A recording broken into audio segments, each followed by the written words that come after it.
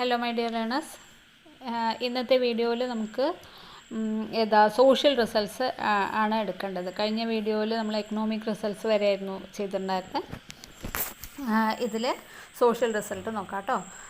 അതായത് ഇൻഡസ്ട്രിയൽ റവല്യൂഷനിൽ എങ്ങനെയാണ് അതിൻ്റെ സോഷ്യൽ റിസൾട്ട് എന്ന് പറയുമ്പോൾ അതിൽ എന്തൊക്കെ കാര്യങ്ങളാണ് വരുന്നത്.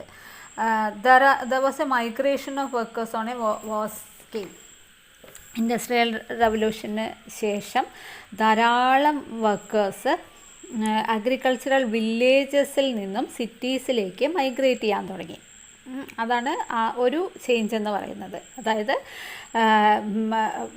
The social result of industrial revolution there was a migration of workers on a vast scale from small agricultural villages to cities. അപ്പോൾ ഇങ്ങനെയുള്ള thousands of agriculture workers who were without work, അവരെന്തുകൊണ്ട് migrate ചെയ്തു? കാരണം അവർക്ക് അവിടെ ജോലി സാധ്യത ഇല്ല. അതായത് അഗ്രേറിയൻ റവല്യൂഷനും അതുപോലെ എൻക്ലോഷർ മൂവ്മെൻറ്റൊക്കെ വന്നതുകൊണ്ട് അവർക്ക് അവിടെ കൃഷി ചെയ്യാനായിട്ട് പറ്റണില്ല. അപ്പോൾ അവരെന്ത് ചെയ്യാൻ തുടങ്ങി? ജോലിക്കായിട്ട് സിറ്റീസിലേക്ക് മൈഗ്രേറ്റ് ചെയ്യാനായിട്ട് തുടങ്ങി.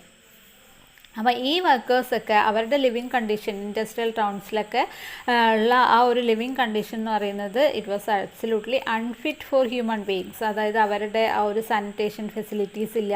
സ്ലം ഏരിയാസിലാണ് അവർ താമസിച്ചിട്ടുണ്ടായിരുന്നത്. പിന്നെ the employers found it more profitable to employ women and children in the factories. അപ്പോൾ അവർക്ക് ഈ എംപ്ലോയേഴ്സിന് സ്ത്രീകളെ കൊണ്ട് ജോലി ചെയ്യിപ്പിക്കാനും താല്പര്യമായിരുന്നു. കാരണം അവർക്കാകുമ്പോൾ കുറച്ച് സാലറി കൊടുത്താൽ മതി. കുട്ടികളെ കൊണ്ട് ജോലി ചെയ്യിപ്പിക്കാൻ തുടങ്ങി. And they were easier to control than men. സ്ത്രീകളെയും കുട്ടികളെയൊക്കെ ആകുമ്പോൾ അവരെ പുരുഷന്മാരെക്കാളും വേഗം കൺട്രോൾ ചെയ്യാൻ പറ്റും. ലോ വേജസിന് അവർ ജോലി ചെയ്യും. അപ്പം അങ്ങനെ ആയതുകൊണ്ട് പുരുഷന്മാരൊക്കെ അൺഎംപ്ലോയിഡായിട്ട് മാറി. അവരുടെ wifes and children were worked in factories. And the children and women were mercilessly exploited. അവരെ പല രീതിയിലും ഈ എംപ്ലോയീസ് എക്സ്പ്ലോയിറ്റ് ചെയ്യാൻ തുടങ്ങിയിട്ടുണ്ട്. Children of pauper parents were farmed out to factory owners in terms which amounted to slavery. അപ്പോൾ അതൊരു രീതിയിൽ ഒരു സ്ലേവറി പോലെയായിരുന്നു ഈ ഫാക്ടറി വർക്കേഴ്സിൻ്റെ അവസ്ഥ. പിന്നെ അവർ ജോലി മരിച്ച് ജോലി ചെയ്യുക എന്ന് പറയില്ലേ, ആ ഒരു അവസ്ഥയായിരുന്നു അവിടെ ഉള്ള ആൾക്കാരുടെ ആ ഒരു അവസ്ഥ. And they were forced to work for very long hours. വളരെ ദൈർഘ്യമേറിയ സമയം, അതായത് ഇന്നത്തെ പോലെ 8 hours അങ്ങനെയൊന്നും അല്ല, അതിലും കൂടുതൽ അവരെ കൊണ്ട് ജോലി ചെയ്യിപ്പിക്കും. വളരെ കുറച്ച് സാലറി മാത്രമാണ് കൊടുത്തിട്ടുണ്ടായിരുന്നത്. അപ്പോൾ ഈ ഒരു ബ്രൂട്ടാലിറ്റി, അവരെ ട്രീറ്റ് ചെയ്യുന്ന രീതി, സാലറി കൊടുക്കുക അതിരിക്കുക മാത്രമല്ല, the food given to them was bad and insufficient. അവർക്ക് കൊടുക്കുന്ന ഫുഡ് വളരെ മോശമായിട്ടുള്ള ഫുഡായിരുന്നു. പിന്നെ ആ വർക്കിംഗ് കണ്ടീഷൻ എന്ന് പറയുന്നതും വളരെയധികം മോശമായിരുന്നു. വർക്കേഴ്സിൻ്റെ പ്രോപ്പർ വെൻറ്റിലേഷനോ അങ്ങനെയുള്ള ഫെസിലിറ്റീസ് ഒന്നും തന്നെ ഉണ്ടായിരുന്നില്ല. അപ്പോൾ അതുകൊണ്ട് ഇങ്ങനെ ഫാക്ടറി വർക്കേഴ്സിനൊക്കെ എപ്പോഴും സ്ഥിരമായിട്ട് പല പല അസുഖങ്ങൾ വരികയും മരിക്കുകയും ഒക്കെ ചെയ്യാൻ തുടങ്ങി. ആൻഡ് മോസ്റ്റ് ഓഫ് ദ പിന്നെ അടുത്തതെന്ന് പറയുന്നത് ഈ ഫാക്ടറീസ് എന്ന് പറയുന്നത് എന്താണ്? അവരൊക്കെ ഈ അൺഹെൽത്തി പ്ലേസിലും ഡേർട്ടി പ്ലേസസിലൊക്കെയാണ് ഉണ്ടായിരുന്നത്. അങ്ങനെ കൃത്യമായിട്ട് അതിൻ്റെ കണ്ടീഷൻസോ അതിൻ്റെ രീതികളോ ഒന്നും ഫോളോ ചെയ്യാതെയാണ് ഇവർ ഫാക്ടറീസൊക്കെ ബിൽഡ് ചെയ്തിട്ടുള്ളത്. അപ്പോൾ അങ്ങനെ ഈ മെഷീൻസിൻ്റെയൊക്കെ വെയിറ്റും ഒക്കെ വരുമ്പോൾ ഇത് കൊളാപ്സ്ഡ് ആകും. അങ്ങനെ ഇടിഞ്ഞു പൊളിഞ്ഞു വീഴുന്ന സമയത്ത് അതിൽ ജോലിക്കാരൊക്കെ ഇഞ്ചേർഡ് ആവുകയൊക്കെ ചെയ്യാൻ തുടങ്ങി. And it was not at all unusual for men to be kept at work from 6 in the morning till 10 at night. അപ്പോൾ 6 മണി മുതൽ രാത്രി 10 മണി വരെയൊക്കെ വിത്തൗട്ട് ബ്രേക്ക്. അതായത് അവരുടെ അങ്ങനെ ഇന്നത്തെ പോലെ ലഞ്ച് ബ്രേക്ക് അങ്ങനെ പിന്നെ ഇടയ്ക്ക് ഒരു ടീ ബ്രേക്ക് അങ്ങനെ ഒന്നും തന്നെ അവർക്ക് ഉണ്ടായിരുന്നില്ല. പിന്നെ കോട്ടൺ ഫാക്ടറീസിൽ ഇതിലും മോശമായിരുന്നു അവിടുത്തെ വർക്കേഴ്സിൻ്റെ അവസ്ഥ. അതായത് 16 hours ഓഫ് വർക്കൊക്കെയാണ് പല ഈ കോട്ടൺ ഫാക്ടറീസിലും ഉണ്ടായിരുന്നത്. 16 hours അവർക്ക് ജോലി ചെയ്യേണ്ടതായിട്ട് വന്നു. അങ്ങനെ ഈ കോട്ടൺ ആവുമ്പോൾ പല ഹെൽത്ത് ഇഷ്യൂസും അവർക്ക് വരാൻ തുടങ്ങി. കഫ്സ്, പിന്നെ റുമാറ്റിസം, അങ്ങനെ നിന്ന് ജോലി ചെയ്യുക. അപ്പോൾ അങ്ങനെയുള്ള അസുഖങ്ങളൊക്കെ അവിടെയുള്ള ആൾക്കാർക്ക് വരാൻ തുടങ്ങി. പിന്നെ അൺഹെൽത്തി ആയിട്ടുള്ള റൂമാണ്, പിന്നെ കുട്ടികളെ കൊണ്ട് ജോലി ചെയ്യിപ്പിക്കുക. 6 വയസ്സായിട്ടുള്ള കുട്ടികൾ, പിന്നെ 6 വയസ്സായിട്ടുള്ള കുട്ടികളെ കൊണ്ടാണ് ഈ 12-16 മണിക്കൂറുകൾ അവർ ജോലി ചെയ്യിപ്പിച്ചിട്ടുണ്ടായിരുന്നത്. പിന്നെ പ്രോപ്പർ അറേഞ്ച്മെൻറ്റ്സ്, സാനിറ്റേഷൻ ഫെസിലിറ്റീസ് ഒന്നും തന്നെ ഉണ്ടായിരുന്നില്ല. അപ്പോൾ ഈ ഇൻഡസ്ട്രിയൽ റവല്യൂഷൻ എന്ന് പറയുന്നത് ഒരു ഇൻസെക്യൂരിറ്റി ഓഫ് വർക്കാണ് നമുക്ക് ഈ ഇൻഡസ്ട്രിയൽ റവല്യൂഷൻ കാരണം വർക്കേഴ്സിന് ഫേസ് ചെയ്യേണ്ടതായിട്ട് വന്നിട്ടുള്ളത്. അപ്പോൾ ഇതൊക്കെയാണ് വർക്കേഴ്സിൻ്റെ കണ്ടീഷൻ. പിന്നെ അവർ ഡെയിലി വേജസിനാണ് ഇവരൊക്കെ വർക്ക് ചെയ്തിട്ടുണ്ടായിരുന്നത്. There was no provision for old age. ഇനി അത്രയും കാലം അവിടെ ജോലി ചെയ്തു, ഇനി പ്രായമായി അവർ ജോലി ചെയ്യാൻ പറ്റാതാവുമ്പോൾ അവർക്ക് ഇൻഷുറൻസോ അങ്ങനെയുള്ള സഹായങ്ങളോ അങ്ങനെയൊന്നും തന്നെ ഈ ഫാക്ടറീസ് അവർക്ക് കൊടുത്തിട്ടുണ്ടായിരുന്നില്ല. ഫാക്ടറി ഓണേഴ്സും അല്ലെങ്കിൽ ബിഗ് ഇൻഡസ്ട്രിയലിസ്റ്റൊക്കെ ലക്ഷൂറിയസ് ലൈഫ് ലീഡ് ചെയ്തു. വർക്കേഴ്സ് എന്ന് പറയുന്നത് അവർ പുവറായിട്ട് തന്നെ എപ്പോഴും ആ ഒരു അവസ്ഥ അങ്ങനെ കണ്ടിന്യൂ ചെയ്തുകൊണ്ട് ഇരുന്നു. ഇനി ഈ ഒരു ഇൻഡസ്ട്രിയൽ റവല്യൂഷനിൽ ഒരു personal relationship between employees and എംപ്ലോയേഴ്സും എംപ്ലോയീസും തമ്മിലുള്ള ആ ഒരു പേഴ്സണൽ റിലേഷൻഷിപ്പ് എന്ന് പറയുന്നത് ഇല്ലാതെയായി.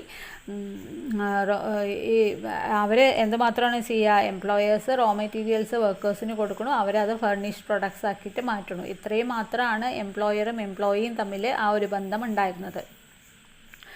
വല്ലപ്പോഴും മാത്രമേ ഈ എംപ്ലോയർ ഈ വർക്കേഴ്സിനെ കാണുള്ളൂ. അവർ ആദ്യം അവർക്ക് എന്ത് മാത്രമേ ഉള്ളൂ, അവർ ഇൻവെസ്റ്റ് ചെയ്യും,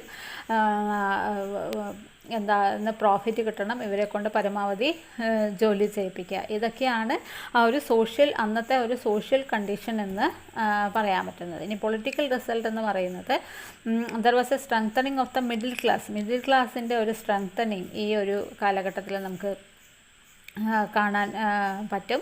and well the rotten boroughs were sending 2 members each of the British Parliament. Very many new industrial towns were completely unrepresented. അപ്പോൾ ഈ ഇലക്ഷനൊക്കെ നടത്തുന്ന സമയത്ത് ഈ കുറേയധികം വില്ലേജസ് ഈ റോട്ടൺ ബറോസ് ആയിട്ട് മാറിയിട്ടുണ്ടായിരുന്നു. ഇവിടെ നിന്നൊക്കെ 2 മെമ്പേഴ്സിനെ വെച്ച് ഇവർ പാർലമെൻറ്റിലേക്ക് അയക്കും. The result was that Parliament passed a bill to remove discrepancy in the teeth of bitter opposition from the big landlords who constitute a large majority of Conservative Party. അപ്പോൾ ഇത് കാരണം പാർലമെൻറ്റ് ഒരു ബിൽ പാസ് ചെയ്തു.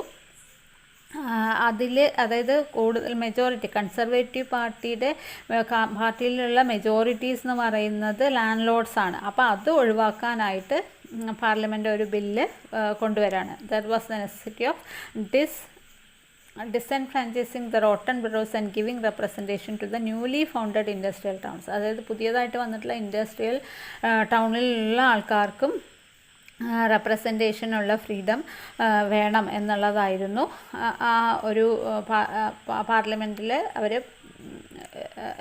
ഇത് കൊടുത്തിട്ടുള്ളത്, പാർലമെൻറ്റിൽ അവതരിപ്പിച്ചിട്ടുള്ളത്. And Parliament passed laws to remove this anomaly, and the Reform Act of 1832 redistributed seats in Parliament to give representation to the new industrial centers. അങ്ങനെ 1832 parliament ഒരു റിഫോം ആക്ട് കൊണ്ടുവന്നു. അതിലൂടെ ഈ പുതിയതായി രൂപം കൊണ്ട ഇൻഡസ്ട്രിയൽ സെൻറ്റേഴ്സ് അല്ലെങ്കിൽ ആ ഇൻഡസ്ട്രിയൽ ടൗൺസിനും റെപ്രസെൻറ്റേഷൻ കിട്ടി. The Industrial Revolution also led to the intellectual and cultural result. Intellectual and cultural resultsum കൂടെ ഇതിൽ വരുന്നുണ്ട്. Industrial Revolution was comprehensive. It radically altered the face of Europe. യൂറോപ്പിൻ്റെ തന്നെ മൊത്തം മുഖച്ഛായ മാറ്റുന്നതായിരുന്നു ഈ ഒരു industrial revolution. There were more segments of, അതായത് industrial revolution സമയത്ത് ഇംഗ്ലണ്ടിന് അല്ലെങ്കിൽ യൂറോപ്യൻ കൺട്രീസിനൊക്കെ ഡെവലപ്മെൻറ്റ് ഉണ്ടായി എന്ന് പറയുമ്പോഴും റിച്ചായിട്ടുള്ളവർ റിച്ചായിക്കൊണ്ടിരിക്കുന്നുണ്ട്, പുവറായിട്ടുള്ളവർ പുവറായിക്കൊണ്ടിരിക്കുന്നുണ്ട്. അപ്പോൾ അർബനൈസേഷൻ കാരണം ആ ഒരു നാച്ചുറൽ ലാൻഡ്സ്കേപ്പിൻ്റെ ഭംഗി ഇല്ലാതെയായി, പോപ്പുലേഷൻ ഇൻക്രീസ് ചെയ്യാൻ തുടങ്ങി. അങ്ങനെ ഇത് ഇക്കോളജിക്കൽ ബാലൻസിനെ അപ്സെറ്റ്, അതായത് അതിൽ ഒരു മാറ്റം സംഭവിച്ചു. ലൈഫ് എക്സ്പെക്റ്റൻസി ഓഫ് മെൻ അത് കൂടുണ്ടായി, പക്ഷെ ഇൻസെക്യൂരിറ്റി അതിനോടൊപ്പം തന്നെ കൂടുകയും ചെയ്തു. പിന്നെ സയൻറ്റിഫിക് പ്രോഗ്രസ് ഒക്കെ ഉണ്ടായിട്ടുണ്ട്. Man has lost his sense of direction, moral values വളരെയധികം കുറവായിട്ട് വന്നിട്ടുണ്ട്. അതായത് ഒരുപാട് പോസിറ്റീവ് റിസൾട്ട്സും ഉണ്ട്, ഒപ്പം നെഗറ്റീവ് റിസൾട്ട്സും ഇതിലൂടെ വരുന്നുണ്ട്. നെക്സ്റ്റ് ടോപ്പിക്കാണ് കമേഴ്ഷ്യൽ റവല്യൂഷൻ. കമേഴ്ഷ്യൽ റവല്യൂഷൻ എന്ന് പറയുന്നത് it is a massive economic and cultural shift that began in the middle ages. Middle ഏജസിൻ്റെ തന്നെ മധ്യഭാഗത്ത് തുടങ്ങിയിട്ടുള്ള ഒരു എക്കണോമിക് ആൻഡ് കൾച്ചറൽ ഷിഫ്റ്റിനെയാണ് കമേഴ്ഷ്യൽ റവല്യൂഷൻ എന്നുകൊണ്ട് മീൻ ചെയ്യണത്. ഇത് 18th or 19th സെഞ്ച്വറിയിലാണ് യൂറോപ്പിൽ സ്റ്റാർട്ട് ചെയ്തിട്ടുള്ളത്. ഇത് ശരിക്കും പറയുകയാണെങ്കിൽ ഈ commercial revolution have to occurred from the 15th century through the 19th century. 15th century മുതൽ 19th സെഞ്ച്വറി വരെ ഇത് ഉണ്ടായിരുന്നു എന്ന് പറയുന്നുണ്ട്. ആൻഡ് ഇതിൽ ഈ കമേഴ്ഷ്യൽ റവല്യൂഷനിൽ പറയുന്നത് it is so big and well planned. ഈ റവല്യൂഷൻ എന്ന് പറയുന്നത് ഒരു വെൽ പ്ലാൻഡ് ആയിട്ടുള്ള റവല്യൂഷൻ ആയിട്ടാണ് ഹിസ്റ്റോറിയൻസ് പറയുന്നത്. അതായത് ഇതിൽ പറയുന്ന സ്പെയിൻ, പോർച്ചുഗൽ, ഹോളണ്ട്, ഇംഗ്ലണ്ട് ഇവരൊക്കെയാണ് ഈ ഒരു കമേഴ്ഷ്യൽ റവല്യൂഷനിൽ ഉൾപ്പെട്ടിട്ടുള്ള രാജ്യങ്ങളെന്ന് പറയുന്നത്. And the term itself was used by Karl Polanyi in his book The Great Transformation.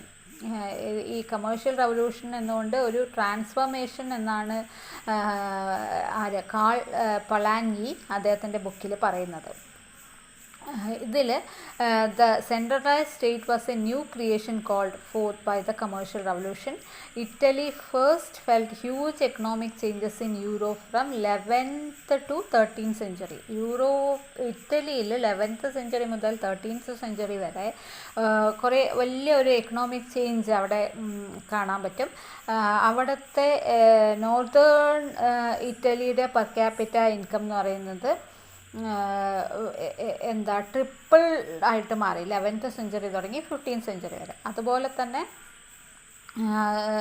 ഇത് ഇങ്ങനെ കൂടിയത് അവരുടെ ആ സൊസൈറ്റി സോഷ്യൽ കണ്ടീഷനൊക്കെ ഒരുപാട് മാറ്റങ്ങൾ വന്നു തുടങ്ങി. Italian states were the top manufacturers of finished woollen products. Finished woollen പ്രൊഡക്ട്സിൻ്റെ മാനുഫാക്ചേഴ്സിൽ ഒന്നാമതായിട്ട് എത്തിയിട്ടുള്ള ഒരു രാജ്യമാണ് ഇറ്റലി. അപ്പോൾ ഈ ബ്ലാക്ക് ഡെത്ത്, പ്ലേഗ് ഒക്കെ വന്നതോടെ ഇംഗ്ലീഷ് വുളൻ ഇൻഡസ്ട്രി എന്ത് സംഭവിച്ചു, അവിടെ ഒരു ഇടിവ് സംഭവിച്ചു. ഇൻഡസ്ട്രി കുറച്ച് ബാക്ക്വേർഡായി. അപ്പോഴാണ് ഇറ്റലി മുകളിലേക്ക് വരുന്നത്. പക്ഷേ കുറച്ച് നാളത് വളരെ ഒരു ഷോർട്ട് പീരീഡിലേക്ക് മാത്രമേ ഉണ്ടായിരുന്നുള്ളൂ. Italy temporary lost its economic advantage.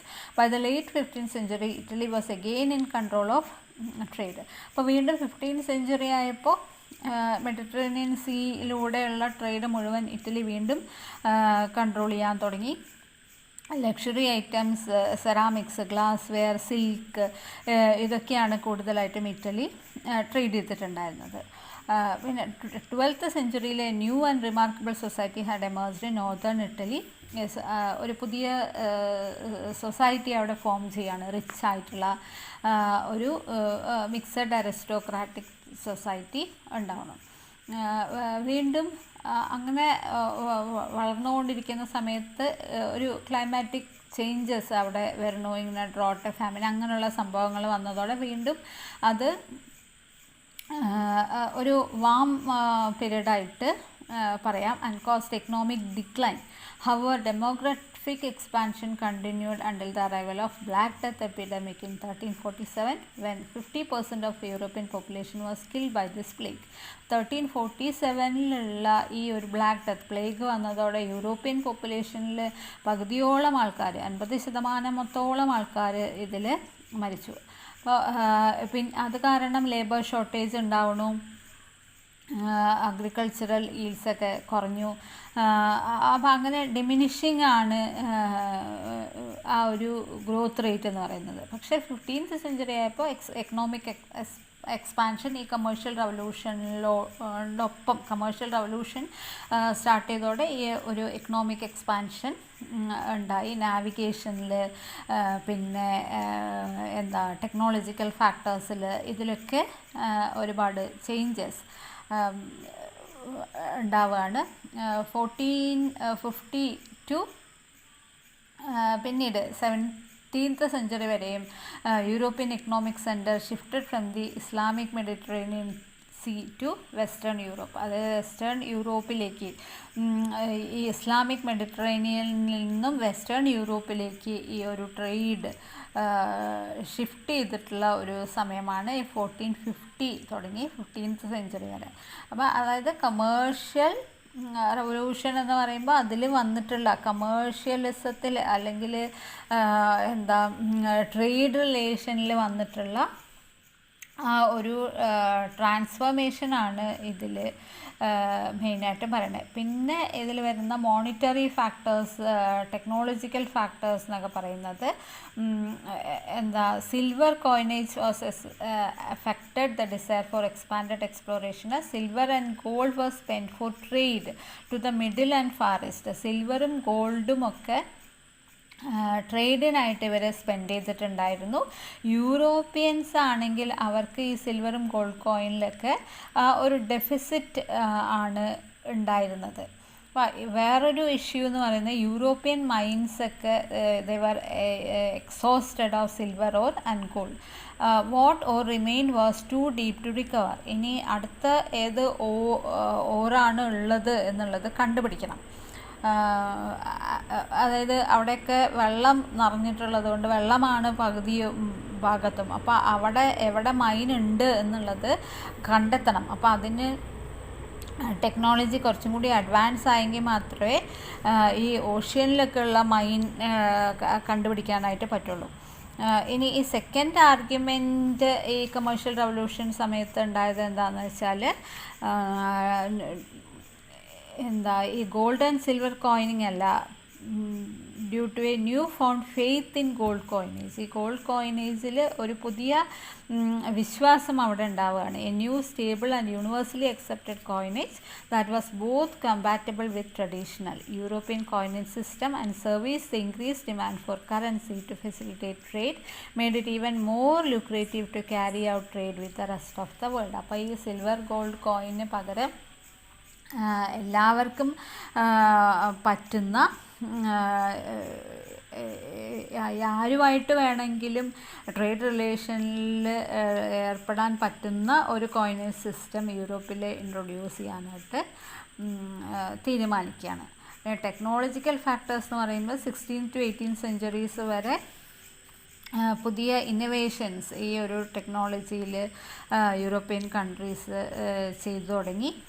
അതായത് ഷിപ്പ് ബിൽഡിങ്, പിന്നെ ഐസക് ന്യൂട്ടൻ്റെ ഈ പ്രിൻസിപ്പിയ എന്ന് പറയുന്ന ആ ഒരു ബുക്ക് പബ്ലിഷ് ചെയ്തതോടെ നാവിഗേഷനൊക്കെ ട്രാൻസ്ഫോം ചെയ്യാൻ തുടങ്ങി. കാരണം ഈ സെയിലേഴ്സിന് മോഷൻ ഓഫ് ദ മൂൺ അതുപോലെ തന്നെ സെലസ്റ്റിയൽ ഓബ്ജക്ട്സിൻ്റെയൊക്കെ യൂസ് ചെയ്തിട്ട് അവർക്ക് ഈ നാവിഗേഷൻ കുറച്ചും കൂടി ഈസിയാക്കാനായിട്ട് പറ്റി. പിന്നെ ബാങ്ക്, സ്റ്റോക്ക് എക്സ്ചേഞ്ച്, ഇൻഷുറൻസ്, ഇതൊക്കെ ഈ ട്രേഡിൽ വരുന്ന റിസ്ക് കുറയ്ക്കാനായിട്ട് ഇത് ഹെൽപ്പ് ചെയ്തു. പിന്നെ ന്യൂ ലോസ്, പുതിയ ട്രേഡുമായിട്ട് റിലേറ്റഡ് ആയിട്ടുള്ള പുതിയ നിയമങ്ങൾ കൊണ്ടുവന്നു. ട്രാവൽ, ഈ പല രാജ്യങ്ങളിലേക്കുമുള്ള യാത്ര എന്ന് പറയുന്നത് കുറച്ചും കൂടി സേഫായിട്ട് മാറി. അങ്ങനെ പിന്നെ spending the money to finance wars and arts, the spend silver suddenly being spread throughout a previous cash starved Europe cause widespread inflation. അപ്പോൾ ഈ ഒരു സമയത്ത് തന്നെ യൂറോപ്യൻ കൺട്രീസിൽ ഇൻഫ്ലേഷനും കൂടെ ഉണ്ടാവുന്നുണ്ട്. അതായത് low employee salaries, rising cost of living, സാലറീസൊക്കെ എംപ്ലോയിയുടെ സാലറീസൊക്കെ കുറഞ്ഞ് കോസ്റ്റ് ഓഫ് ലിവിങ് ആണെങ്കിൽ വളരെയധികം കൂടാൻ തുടങ്ങി. ഈ ലാൻഡ് കൈവശം വെച്ചിട്ടുള്ള അരിസ്റ്റോക്രസീസ് വരെ ഈ ഒരു ഇൻഫ്ലേഷൻ സമയത്ത് അവർ സഫർ ചെയ്തു. അതായത് ഫിക്സഡ് വേജസ് ആണ് പെസൻസിനും ടെനൻസിനും ഒക്കെ കൊടുത്തിട്ടുണ്ടായിരുന്നത്. അവർ കൂടുതൽ വേജസ് ചോദിക്കാൻ തുടങ്ങി. കാരണം കോസ്റ്റ് ഓഫ് ലിവിങ് കൂടിയത് കൊണ്ട് അവർക്ക് അത് അഫോർഡ് ചെയ്യാൻ പറ്റണില്ല ഒന്നും. അപ്പോൾ അവർ കൂടുതൽ വേജ് ചോദിക്കാൻ തുടങ്ങി. അങ്ങനെ അരിസ്റ്റോക്രസീസും ഈ ഒരു സമയത്ത്, ഈ ഒരു ഇൻഫ്ലേഷൻ സമയത്ത് അവരെയും അത് ബാധിക്കുകയുണ്ടായി. അപ്പോൾ അങ്ങനെ ടെക്നോളജിക്കൽ ഫാക്ടേഴ്സ് വരെ ഇതിൽ ഞാൻ ഇൻക്ലൂഡ് ചെയ്തിട്ടുണ്ട്. ഇനി ഇതിൽ വളരെ കുറച്ച് topics, bank, managing risk, insurance companies, അങ്ങനെയുള്ള ചെറിയ ചെറിയ ടോപ്പിക്സ് മാത്രമേ ഇനി ബാക്കിയുള്ളൂ കേട്ടോ. Okay, thank you.